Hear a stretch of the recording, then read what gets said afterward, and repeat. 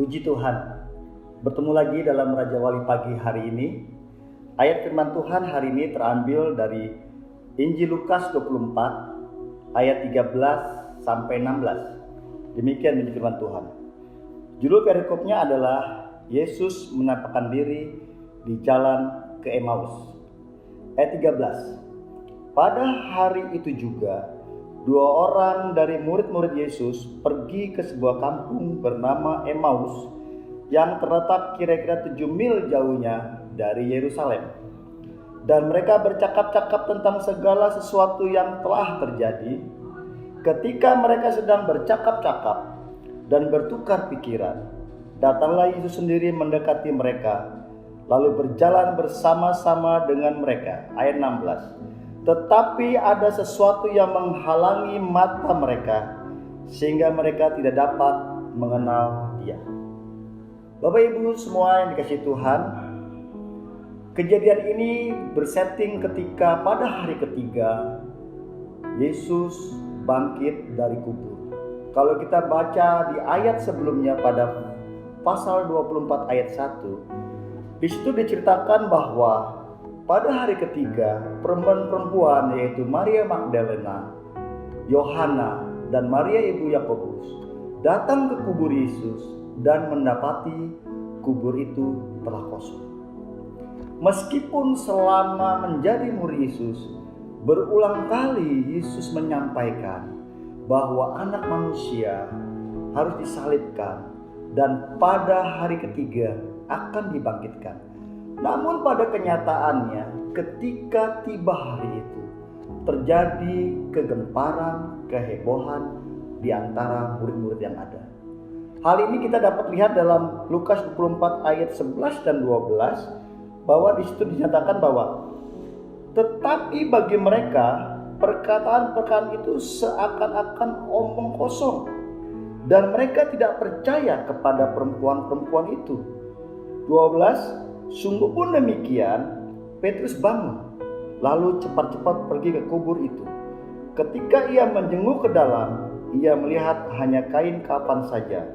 Lalu ia pergi dan ia bertanya dalam hatinya, apa yang kiranya telah terjadi?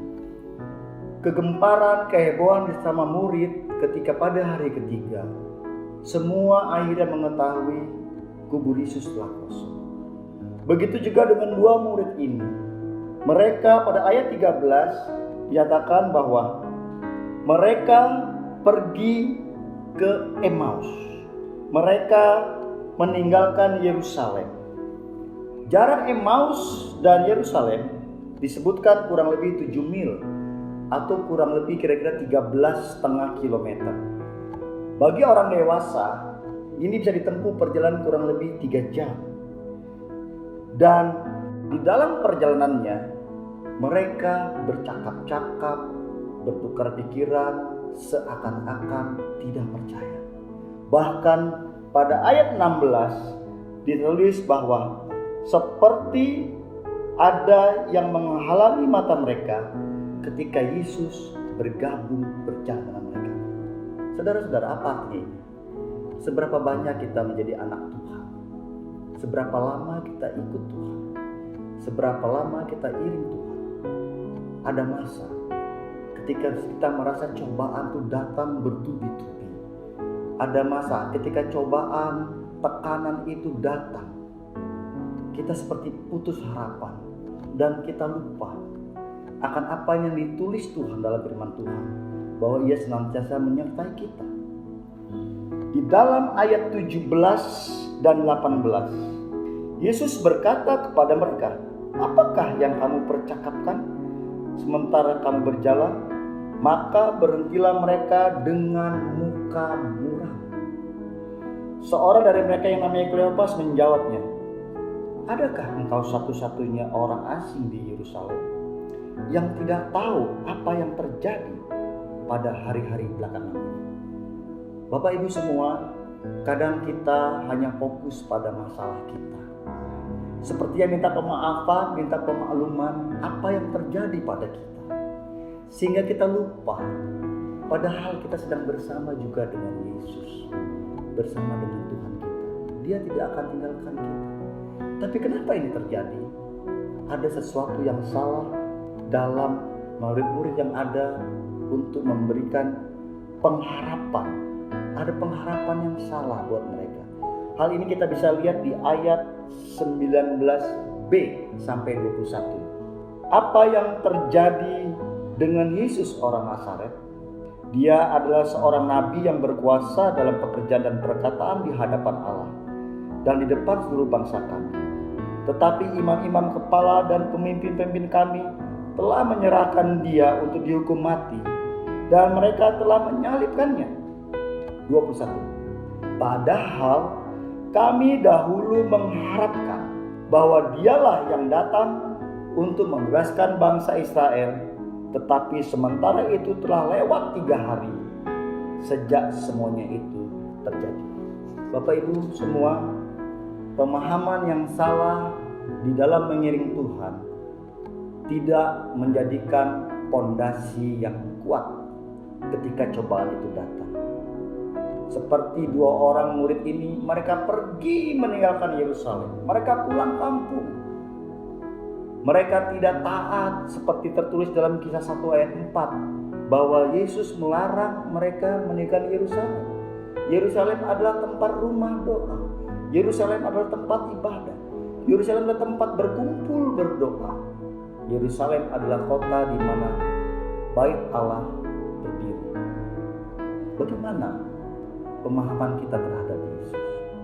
Apakah ketika cobaan datang, kita seperti 2 murid ini yang lupa bahwa kekuatan terbesar dari Tuhan tetap menyertai kita? Yang kita hanya berfokus pada masalahnya saja. Yang kita minta pemaluman orang lain mengerti terhadap masalah kita. Tetapi puji Tuhan, di dalam ayat 30 sampai 31, akhirnya mereka menyadari, mereka bisa melihat bahwa mereka sedang bercakap-cakap, bahkan sedang sehidangan dengan Tuhan. Ayat 30, waktu ia duduk makan dengan mereka, ia mengambil roti, mengucap berkat, lalu memecah-mecahkannya dan memberikan kepada mereka. 31, ketika itu terbukalah mata mereka dan mereka pun mengenal Dia. Bapak Ibu, akhirnya pemberitaan tentang salat, di mana ketika Yesus berkumpul dengan murid-muridnya, mengucap berkat, memecah roti, membagi-bagikannya, adalah bicara bagaimana Yesus mengabarkan tentang kematiannya, tentang pengorbanannya untuk menebus dosa manusia. Ketika kita teringat betapa besar dan kasihnya Allah, kita mengingat betapa besar dan kasihnya Yesus, sehingga Dia mau merelakan diri, mengambil rupa manusia, disalib ganti kita. Maka seketika itu juga kita dapat melihat kembali kemuliaan Allah yang begitu besar dalam hidup kita. Ayat 33, apa yang terjadi ketika mereka semua sudah melakukan itu? Ayat 33, lalu bangunlah mereka dan terus kembali ke Yerusalem. Ada restorasi jiwa, kembali kepada Yerusalem, bicara kembali, ikut berdoa, aktif, ambil dalam persekutuan, tidak tinggalkan pelayanan. Bahkan di ayat 35, kedua orang itu menceritakan apa yang terjadi di tengah-tengah jalan, bagaimana mereka mengenal Dia. Tidak hanya kembali ke Yerusalem, tapi mulai menjadi saksi Allah, memberitakan kebenaran-kebenaran firman Tuhan.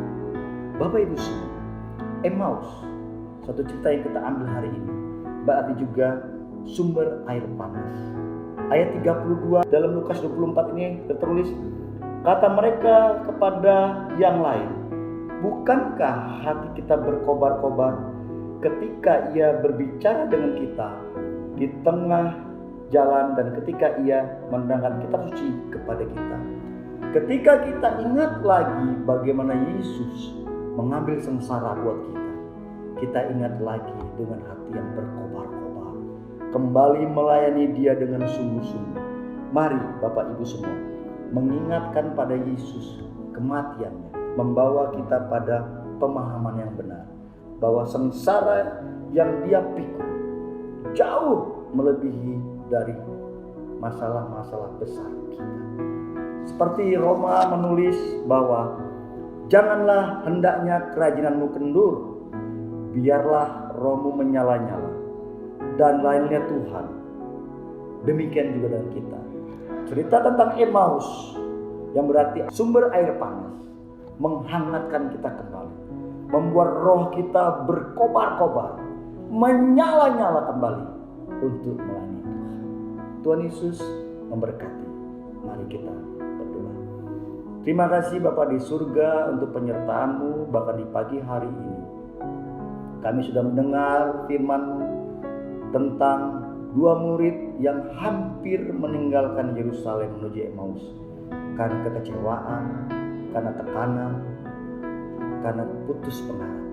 Tapi puji Tuhan, dalam perjalanan mereka bertemu dengan Yesus dan diingatkan lagi dalam persekutuan bahwa Tuhan sudah ganti nyawa untuk kami dalam pelayanan kami. Kami boleh kembali lagi ke Yerusalem dan dengan semangat yang berkobar-kobar, semangat yang menyala-nyala, membuat kerajaan kami tidak kendur, tapi tetap menyala-nyala melalui Tuhan. Ajar kami untuk terus berbuat demikian ya Bapa, sehingga kami Engkau dapati tetap memiliki iman yang kuat di bumi ini sampai Engkau datang kembali. Di dalam nama Yesus kami berdoa dan mengucap syukur. Haleluya. Amin. Puji Tuhan, hari ini hari Sabtu kita ada doa puasa jemaat mulai pukul 2 sampai 5 sore. Mari jemaat-jemaat GPD Raja Wali Surabaya ambil bagian baik dalam perseorangan, dalam kelompok keluarga, masing-masing ambil bagian 30 menit untuk mendoakan baik pelayanan gereja ini, bangsa negara maupun keluarga sesuai dengan pokok doa yang sudah ditentukan. Tuhan Yesus memberkati. Haleluya. Ingat kasih-Nya, ingat kebaikan-Nya, dan anugerah-Nya, selamat